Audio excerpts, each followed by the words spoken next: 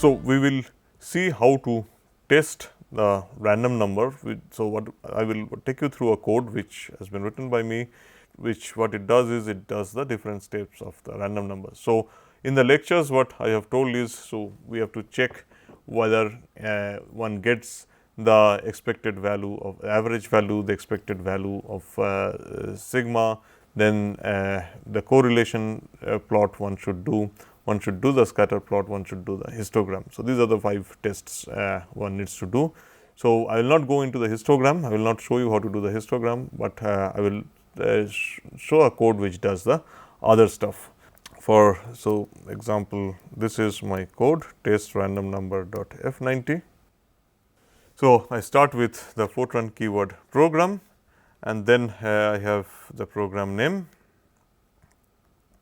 and then I have a set of variables here. It is a long list of variables. Some of them are temporary variables which are used in the code, and others are the significant ones I have within comments I have kept here what it means. For example, average AVG variable stores the mean of my distribution, sigma variable stores the standard deviation, C underscore k stores the autocorrelation, and these are some again dummy variables. So, to begin with, I make it 0, I set the sum 1 and square of sum to be 0.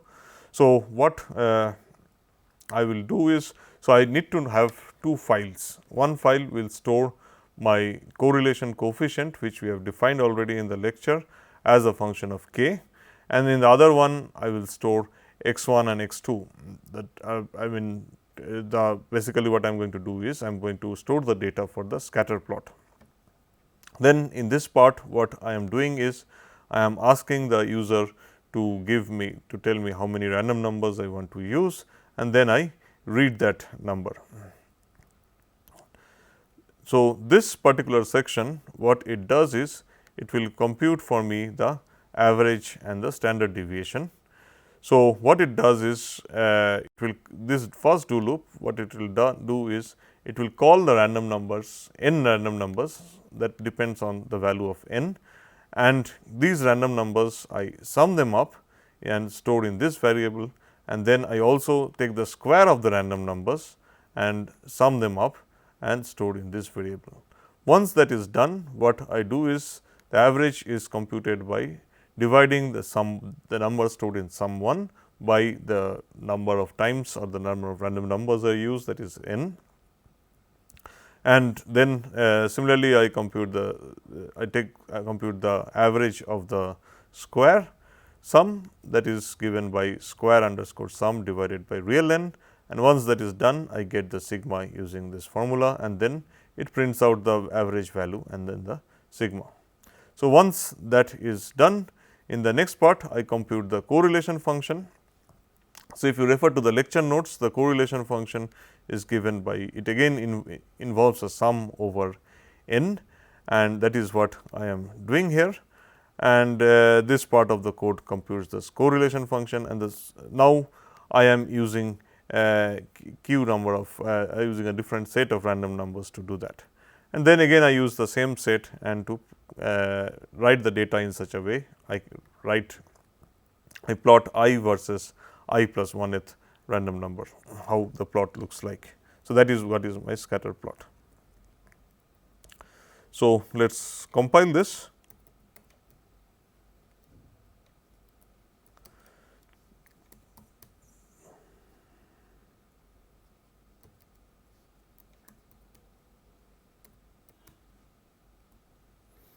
So, it is done, and then if you do ls minus ltr, we have this executable to run it.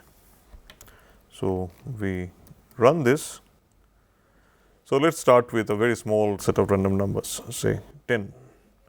So, we know that the average value of a uniform distribution is 0.5 and the standard deviation sigma is 0.2886.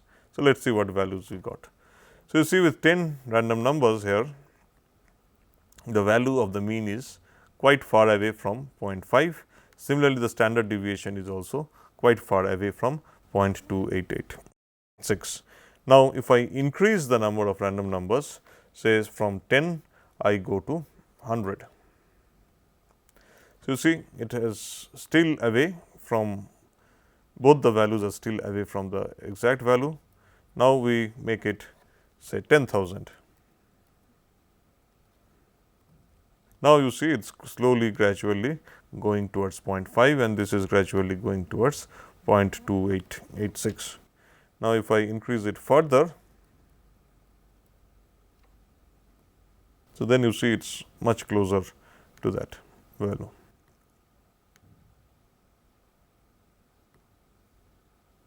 So, it is taking time because it is computing the correlation function also. Okay, now let us look at what happens to the correlation plot. So, let us do it with first say 10,000. So, if I run it, then this is the data is stored here. So, you can use any plotting software you want. So, in my machine I have XMGrace. So, I will use XMGrace to plot it.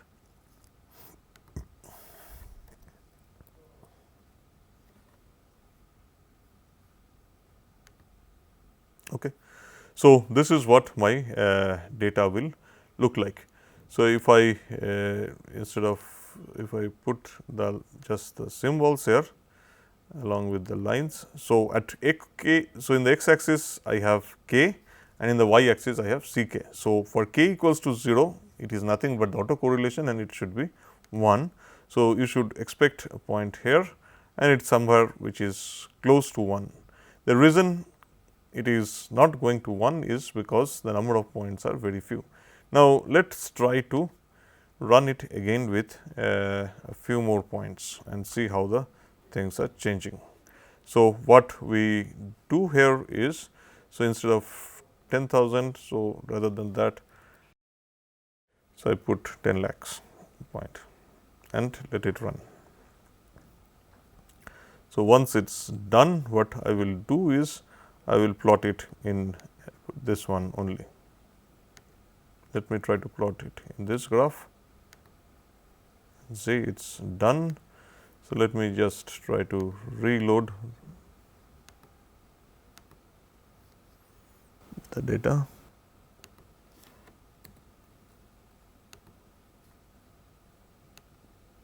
Okay. Okay. So, the two things to notice here.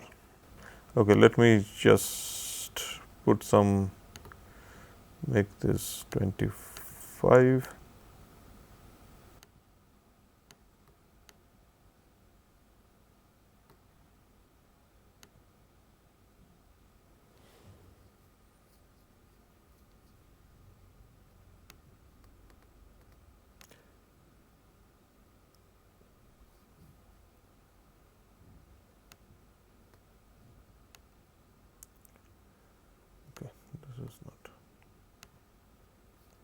So, the two things to notice here. So, ideally if there is a completely random, the numbers are completely random, you expect the correlation to be 0. So, what you would expect is that these numbers, these plots will hover around 0.